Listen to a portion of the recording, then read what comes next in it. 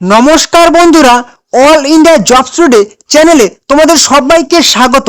হ্যাঁ, তোমাদের post office GDS এর কিন্তু সেই রেজাল্ট যে দেবে, তোমাদের যে লিস্ট পাবলিশ হবে প্রথম মেরিট লিস্ট, সেটাই কিন্তু তারিখ ইতিমধ্যে ঘোষণা হয়ে গেছে। তো আজকের ভিডিওতে তোমরা জানতে পারবে তোমাদের কয়টি লিস্ট বেরোবে এবছর 2026 সালে, এবং তোমাদের প্রথম মেরিট লিস্ট কবে বেরোবে এবং কাট অফ কেমন যাবে, মানে কত নাম্বারের মধ্যে থাকলে কিন্তু তোমাদের লিস্টে নাম চলে আসবে।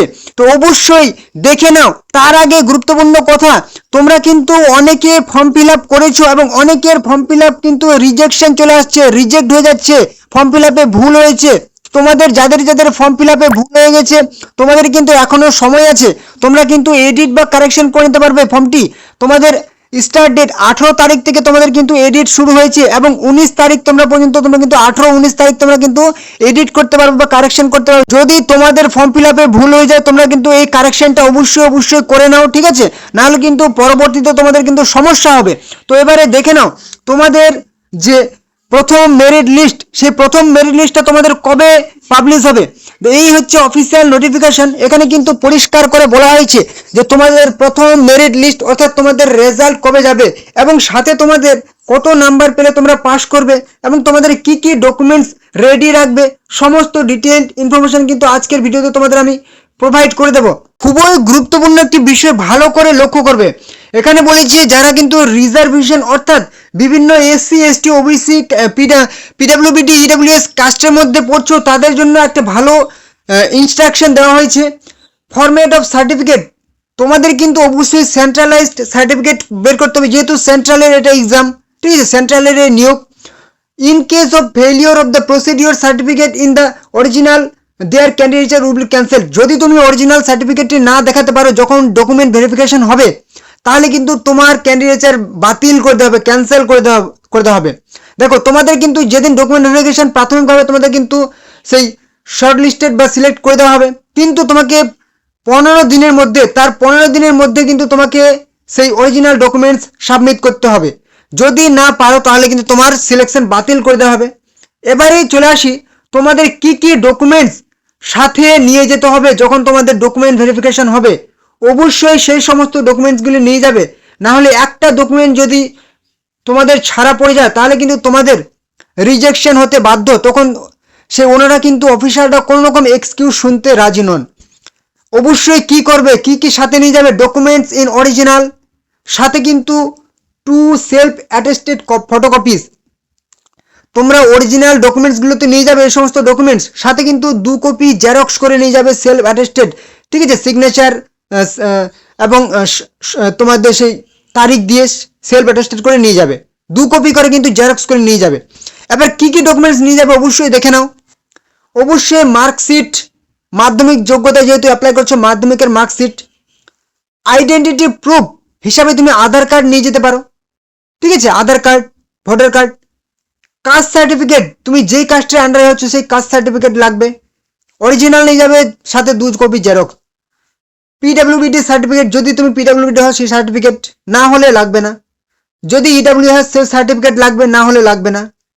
ট্রান্সজেন্ডার হলে সেই সার্টিফিকেট, না হলে কিন্তু লাগবে না।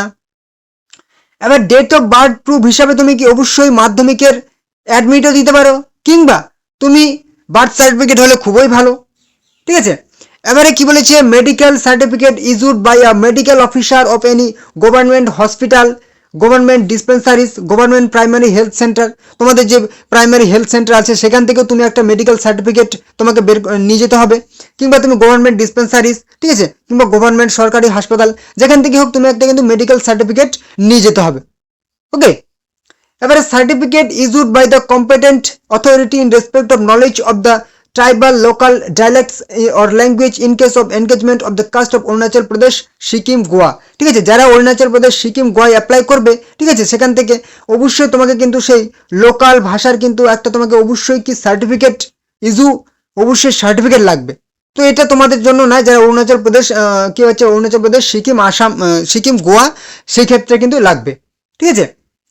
এবারে কি বলেছে, the final selection of the shortlisted applicants will be subject to physical verification of the original documents।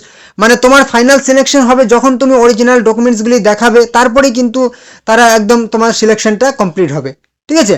তো এবারে দেখে নেব তোমাদের প্রথম লিস্ট রেজাল্টের জন্য তোমাদের প্রথম লিস্ট কবে বেরোবে।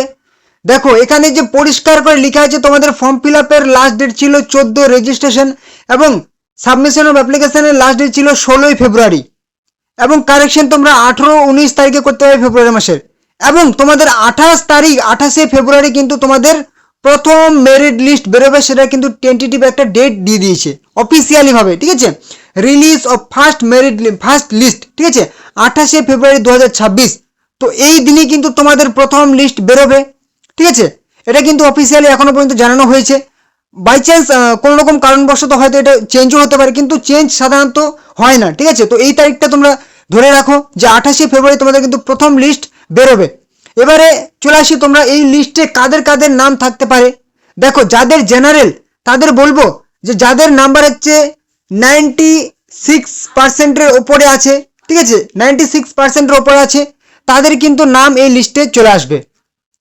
এবারে এসসি এসটি জেনারেল তাদের বলবো যে 94-এর ওপরে যাদের আছে তাদের নাম কিন্তু চলে আসবে এই লিস্টে, কারণ এটা প্রথম লিস্ট, এই লিস্টে কিন্তু নাম্বার অনেক বেশি লাগবে তবেই কিন্তু আসবে, ঠিক আছে। এসসি এসটি ওবিসি যাদের আছে কিন্তু 94-এর ওপরে যাদের আছে 94%-এর, তাদের কিন্তু নাম আসবে, এবং 96-এ যাদের উপরে আছে তাদের কিন্তু জেনারেল, তারা কিন্তু এই লিস্টে নাম আসবে, ঠিক আছে। এবং ধীরে ধীরে কিন্তু এই নাম্বারটা কমতে থাকবে, ঠিক আছে, 90, 85 এরকম চলে আসবে। ধরে নাও যে এবছর কিন্তু তোমাদের 6টা লিস্ট বেরোবেই, ঠিক আছে, 6টা লিস্ট তোমাদের এবছর বেরোবে। তো অবশ্যই চ্যানেল নতুন আছো চ্যানেলটিকে সাবস্ক্রাইব করে দাও, তাহলে সমস্ত রকম গুরুত্বপূর্ণ আপডেট কিন্তু তোমরা পেয়ে যাবে, ঠিক আছে। এবং অবশ্যই ভিডিওটি তোমাদের বন্ধু বান্ধবী আত্মীয় পরিজনের সাথে শেয়ার করে দাও, ভিডিওটি ভালো লাগলে লাইক করবে, কোনো রকম সমস্যা হলে কমেন্ট করবে। তো চলো দেখা হবে নেক্সট ধামাকাদার আপডেটের সাথে।